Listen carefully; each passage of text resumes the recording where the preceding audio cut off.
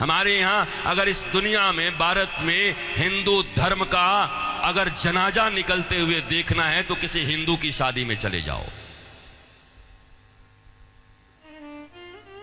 शास्त्र कहता है सूर्यास्त के बाद वेद के मंत्र पढ़े नहीं जा सकते।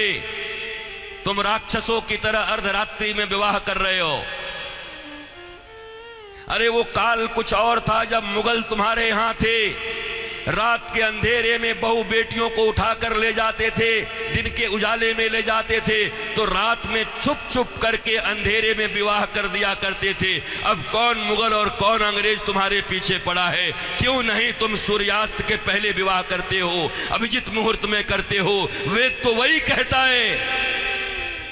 तो तुम्हें तो ये भी ज्ञान नहीं है। हिंदू धर्म का डंका लेके घूमते चल रहे हो, डंका पीट रहे हो हिंदू धर्म का। तुम्हारे विवाह में देवताओं का कितना अपमान होता है। अरे विवाह में दो प्रकार के कार्ड बनाओ। विवाह एक संस्कार है, विवाह एक यज्ञ है। अरे भैया, खाने पीने खिलाने वाले के लिए एक दिन रिसेप्शन जो करते हो कर दिया करना, पर विवाह में बड़े लिमिटेड लोगों को बुलाया करो।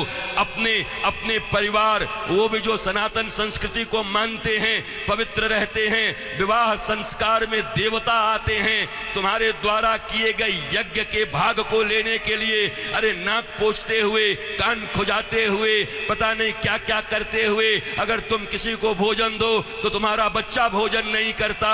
ऐसे ऐसे आंख करके बच्चे को दो। शी मम्मी कितनी गंदी हो तुम। और देवता आते हैं तुम्हारे बेटे और बेटियों के विवाह में। वो एक यज्ञ होता है। कोई शराब पी के खड़ा होता है, कोई गांजा पी के खड़ा होता है, कोई गुटके खाए रहता है, चमड़े के बेल्ट पहने रहते हैं, जूते पहने रहते हैं। 3 घंटे तक दूल्हा उपवास नहीं रह सकता। कोई फूफा बन के पेप्सी ढकेल देता है, कोई जीजा बन के कोक ढकेल देता है। अरे आज 3 घंटे जो अपने सिया को, अपनी जानकी को पाने के लिए उपवास तक नहीं कर सकता, वो क्या पालेगा अपनी पत्नी को, धर्म पत्नी को? ये कोई विवाह है? ये कोई सनातन संस्कृति है? और इसी को तुम विवाह कहते हो। विवाह यज्ञ है, यज्ञ है। इसलिए हमारे यहां तलाक और डिवोर्स का कोई सिस्टम नहीं है। उनके यहां विवाह एक एग्रीमेंट है, आज हुआ है कल तोड़ देंगे। पर सनातन संस्कृति धर्म पत्नी और पति स्वामी, इस प्रकार की एक संरचना है। विष्णु और लक्ष्मी बताया जाता उनको। तुम कौन से विवाह कर रहे हो? अंग्रेजों के पिट्ठुओं, अंग्रेजों के गुलाम बड़े बन गए हो।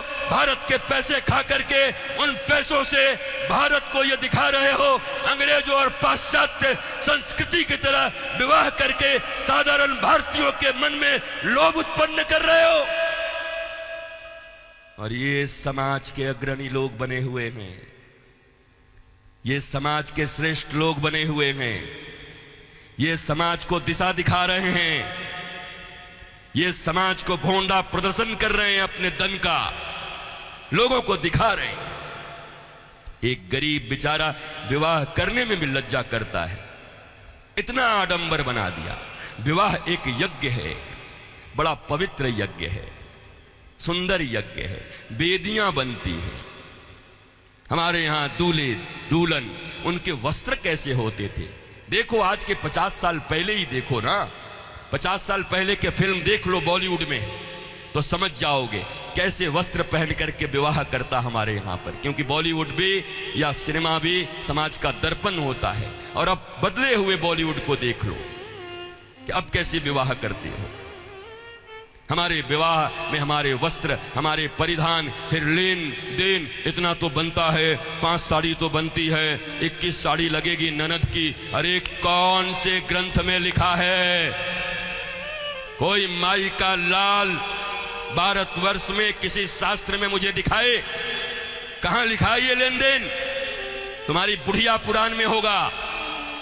लोभियों के बनाए गए कानून, लोभियों के बनाए गए नियम, अरे जरा सोचो, एक बच्ची, एक बेटी अपना नाम, अपना गोत्र छोड़कर आती, अपना टाइटल छोड़ करके आती, अपने घर परिवार, माता पिता, भाई बहन, सखी सहेली छोड़कर आती और तुम्हारे वंश को बढ़ाने के लिए तुम्हारे घर में आती है। उसको भी टीवी, फ्रिज और कार के लिए मिट्टी, तेल और पेट्रोल से जला देते हो। तुम्हें शर्म नहीं आती? भारतवर्ष में जन्म लेकर बैठे हो। तुम्हारी बाजुओं और भुजाओं में अगर शक्ति है तो अपने पैसे से कार खरीद लो, अपने पैसे से फ्रिज खरीद लो, क्योंकि छोटी छोटी बच्चियों के पिता तो बचपन से उसके लिए खिलौना खरीदते रहते हैं। जब छोटी रहती है 5 रुपए का, थोड़ी बड़ी हो जाती है थोड़ा और बड़ा, थोड़ी बड़ी हो गई साइकिल खरीद लिया, थोड़ी बड़ी हो गई स्कूटी खरीद दिया, और बड़ी हो गई अच्छे घर के हैं कार खरीद दिया 5 लाख का, और एक दिन फिर जा करके 5 करोड़ में एक गुड्डा खरीद के लाके दे दिया। तो खरीदे हुए सामान की जो इज्जत होती है वही दूल्हे की भी इज्जत होती है। दूल्हा बिकता है, बोलो खरीदोगे?